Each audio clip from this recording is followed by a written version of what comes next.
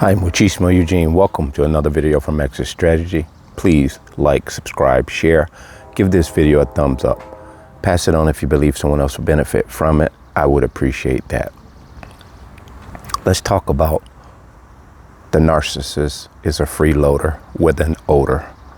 And I think I've done something similar to this again, but let's go one more time. They are literally freeloaders with an odor.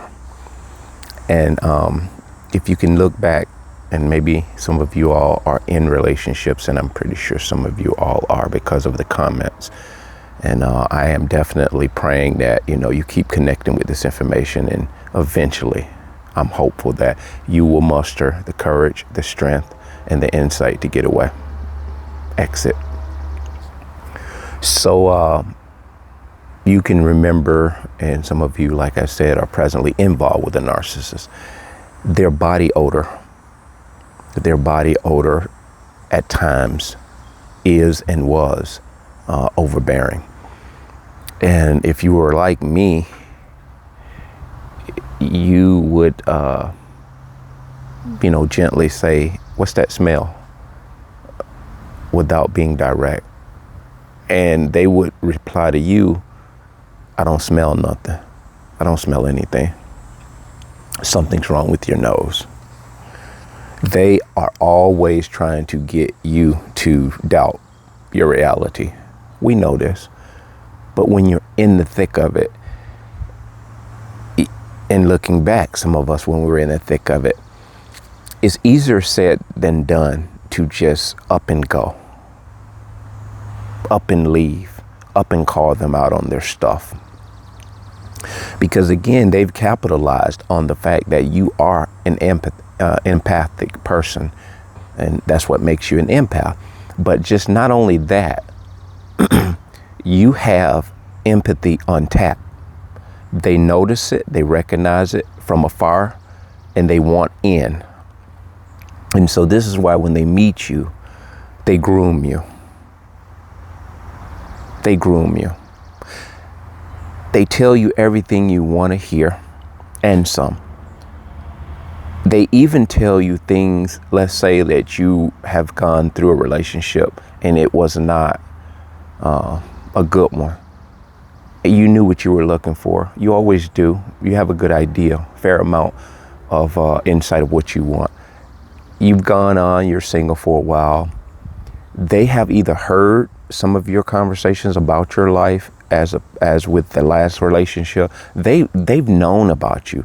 They have an inside scoop. They've heard about you. They've asked about you, and this is what they do. They fish around about you, but once they become fixated on you from afar, they're predators, and they somehow get the intel, like an FBI agent would do.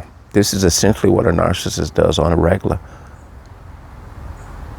They are constantly investigating people, but they don't take time to look within themselves to see, man, I need to stop chasing other people's life and lifestyles and try to find my own. But they can't, because they've ran away from that. But let's go back to what I'm talking about. So now they know all the things that you like, you want, you desire in your life. And if they don't know all of them, the intel that they have is a good head start. And so when they meet you, and they can read your emotion, your facial expressions, they can tell when you're down bad. They can tell when you're open, fruit for the picking. They can tell when you're susceptible for love. And they gas you up, making you think that they're that knight in shining armor, that princess. And so you go on to start playing this little game in your head, or this little song in your head. Wow, I've found the person that I've been looking for, that I've always dreamed of. You run and tell your people, your family, your friends, and you don't really want to let the cat out of the bag, but this excitement kills you. You cannot hold it to yourself.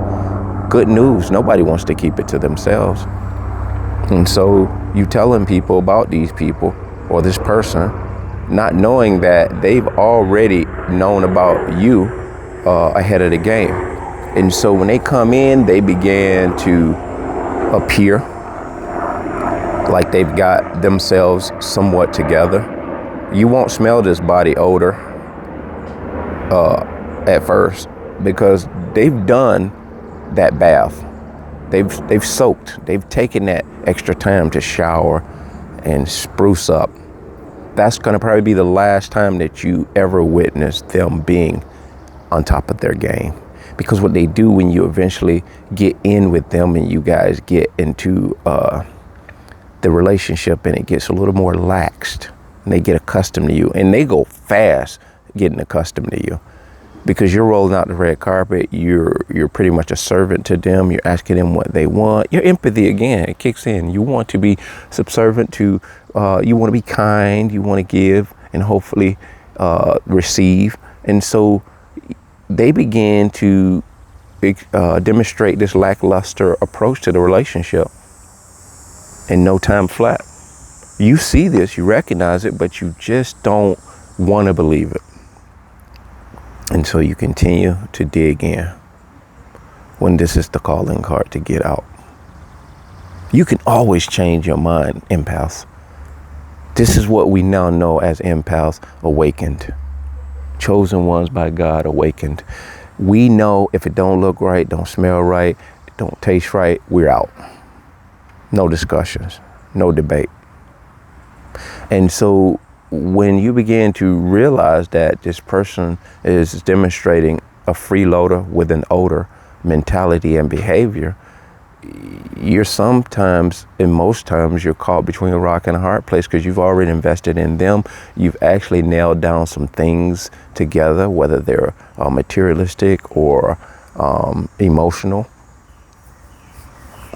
You've invested in the same church. You've invested in a business together. You've invested in children. So things have changed. They go right way and try to get the woman pregnant or the man to get them pregnant. I'm thankful to God that the narcissist I married, the third wife, didn't get pregnant. And I can remember like it was yesterday, she inadvertently blurted out, "And you think I was going to have your kid? I'm going to keep this kid," saying it more or less to try to give me an indication that, or entertain the thought that she is pregnant. I looked at her like, just shook my head and didn't reply. But at the same time, something in the back of my head said, wow, man, please, God, don't tell me this demon's pregnant. It reminds me of that movie Alien when I want to say Sojourner Weaver, what's her name? She had that baby alien. It's crazy. I always think about movies when we look back at these narcissistic interactions. We see all these movies like Hunger Games. We see Walking Dead. These entities have a stench. This is a foreshadow of things to come. They are depicting what narcissists are in many ways on the big screen, thereby trying to get people to normalize it. And when it happens on a grand scale, which is happening right in front of us, empaths awake and see it, people are going to poop themselves because they're not going to be able to understand what's overtaking them. This is why when you see and hear some of this information, it might sound a little bit far-fetched or something you can't really readily grasp because you probably haven't seen the black eyes. You don't want to see them. You probably haven't seen some of the things that we talk about here. But you have seen the movies. So now you have a person sitting in front of you talking to you about something that they've experienced by way of these entities, and you shuck it off. That's a disservice to you guys. Don't wait until you see it like Thomas in the Bible. He had to see the nail marks in Jesus's hands. Sometimes it's best to just take somebody else's word in this respect, in this case. If a person can demonstrate and they can articulate and put into context what they've experienced and it sounds like something you don't even want to be a part of in a little way, not a lot of way, I would lean towards just trying to embrace their experience at the very least. Don't play the doubting game. And so this stench they have it. They have it, and you begin to just recognize it on a regular basis. It's because their body is rotting. Their spirit is rotting. Their soul is rotting from the inside out. They look like you and me, but they are literally the walking dead. That being said, BLEZZ.